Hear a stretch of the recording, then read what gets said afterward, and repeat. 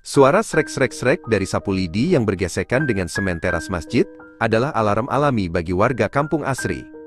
Sebelum adzan subuh berkumandang, sebelum lampu-lampu teras rumah mewah di seberang jalan padam, Pak Aris sudah di sana. Tubuhnya ringkih, dibalut kemeja flanel pudar yang warnanya sudah sulit dikenali, dan sarung yang selalu tersampir rapi di bahunya. Baginya, setiap butir debu yang ia bersihkan adalah percakapan sunyi dengan Sang Pencipta. Namun, bagi sebagian warga yang melintas dengan mobil mengkilap mereka, Pak Aris hanyalah bagian dari dekorasi masjid yang terlupakan. Sosok yang dianggap tidak punya masa depan, karena terjebak dalam rutinitas membersihkan masa lalu. Di mata mereka, ia hanyalah si penjaga masjid yang hidup dari belas kasihan kotak amal, seseorang yang tidak pernah bicara banyak, dan hanya mengangguk pelan saat ditegur dengan nada merendahkan. Di antara deretan rumah besar itu, ada Pak Surya, seorang pengusaha sukses yang seringkali mengeluhkan debu di sajadah atau air wudhu yang kurang kencang.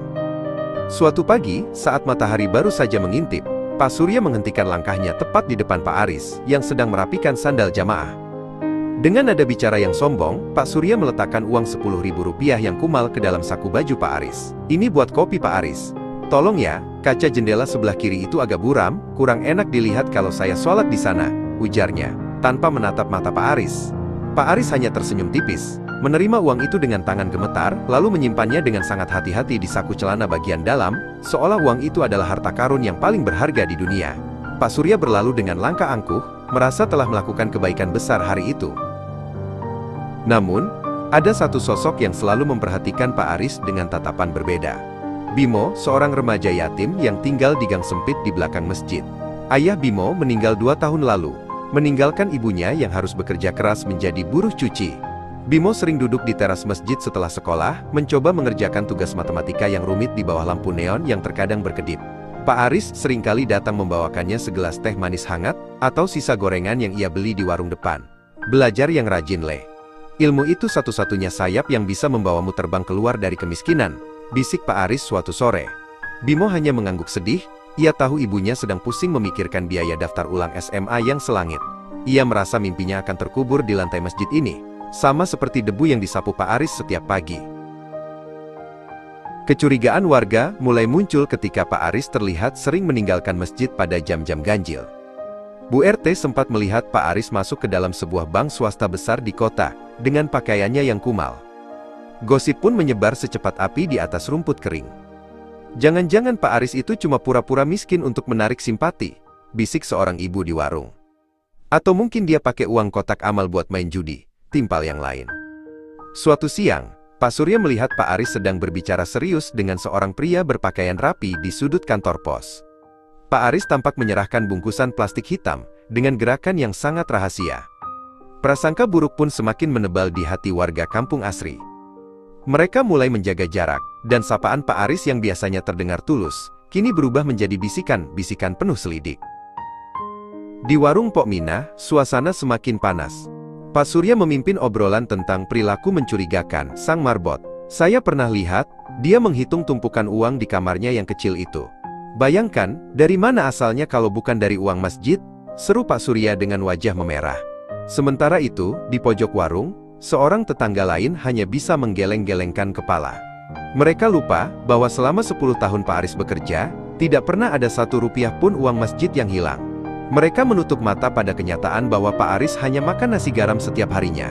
Kebencian yang tidak berdasar itu perlahan membangun tembok antara warga dan pria tua, yang selalu mendoakan keselamatan kampung mereka setiap sepertiga malam itu. Puncaknya terjadi ketika Bimo menangis di tangga masjid. Ibunya baru saja dipanggil pihak sekolah karena biaya tunggakan yang sudah mencapai jutaan rupiah. Jika tidak segera dilunasi, Bimo harus angkat kaki dari sekolah. Pak Aris mendekat meletakkan tangannya yang kasar di bahu Bimo. "Sabar, Le. Tuhan tidak pernah tidur," ucapnya lirih. Bimo hanya bisa terisak. Sabar tidak bisa membayar SPP Pak Aris. "Mungkin saya memang harus berhenti bermimpi." Hari itu, Pak Aris terlihat sangat gelisah. Ia terus menatap jam dinding masjid, lalu bergegas pergi dengan sepeda tuanya yang berbunyi nyit-nyit. Tak ada yang tahu kemana ia pergi, bahkan ia melewatkan waktu ashar di masjid untuk pertama kalinya dalam bertahun-tahun, yang semakin menguatkan tuduhan warga bahwa ia sedang menyembunyikan sesuatu yang besar. Keesokan harinya, sebuah pengumuman mengejutkan datang dari sekolah Bimo. Seluruh tunggakan biayanya telah lunas. Bahkan ia mendapatkan beasiswa penuh hingga lulus kuliah. Bukan hanya Bimo, 5 anak yatim lainnya di Kampung Asri juga menerima kabar serupa dari sebuah yayasan bernama Cahaya Ikhlas. Warga gempar. Siapa donatur misterius ini? Pak Surya merasa tersinggung. Bagaimana mungkin ada orang kaya lain di kampung ini yang melakukan kebaikan tanpa sepengetahuannya? Ia pun berinisiatif mengumpulkan warga di balai desa untuk memanggil perwakilan yayasan tersebut. Mereka ingin tahu siapa sosok hebat di balik beasiswa itu. Mungkin saja itu adalah taktik politik seseorang, atau lebih buruk lagi, uang hasil pencucian. Pertemuan di balai desa berlangsung riuh.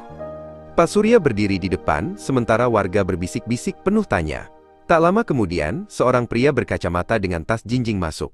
Ia adalah sekretaris dari Yayasan Cahaya Ikhlas. Kami datang untuk mengklarifikasi mengenai donatur kami, ujar pria itu. Pak Surya menyeringai. Silakan, beritahu kami siapa orang hebat itu, agar kami bisa memberikan penghargaan yang layak. Sang sekretaris terdiam sejenak, lalu membuka sebuah buku catatan besar. Ia menyebutkan sebuah nama yang membuat seluruh ruangan seketika hening, seolah oksigen di sana tiba-tiba hilang. Donatur tunggal kami untuk wilayah ini selama 10 tahun terakhir adalah Bapak Aris Mulyono.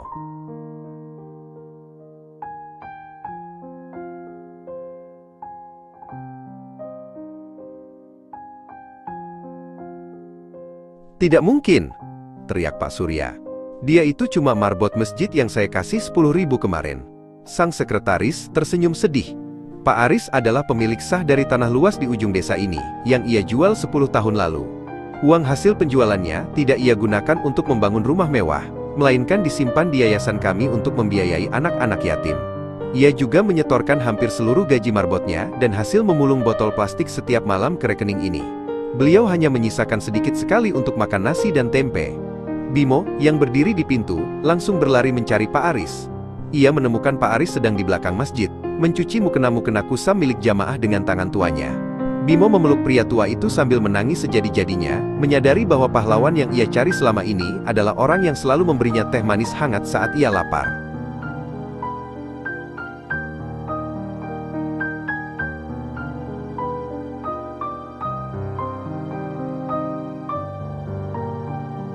Pak Surya dan warga lainnya datang dengan kepala tertunduk. Rasa malu yang luar biasa menghujam dada mereka. Pak Surya ingin meminta maaf, namun ia melihat Pak Aris tetap tenang, seolah tidak terjadi apa-apa. Pak Aris, kenapa Bapak melakukan ini semua? Bapak bisa hidup mewah dengan uang itu, tanya Pak Surya dengan suara bergetar. Pak Aris hanya berhenti sejenak dari pekerjaannya, menatap langit sore yang berwarna jingga. Harta itu titipan, Pak. Kalau saya simpan sendiri, dia akan habis. Kalau saya titipkan pada anak-anak itu, dia akan menjadi doa yang tidak pernah putus, bahkan setelah saya terkubur di bawah tanah masjid ini.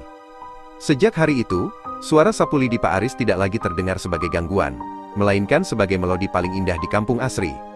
Sebuah pengingat bahwa kebaikan yang paling tulus adalah yang dilakukan dalam sunyi, tanpa perlu pengakuan, karena mata Tuhan jauh lebih jeli daripada mata manusia.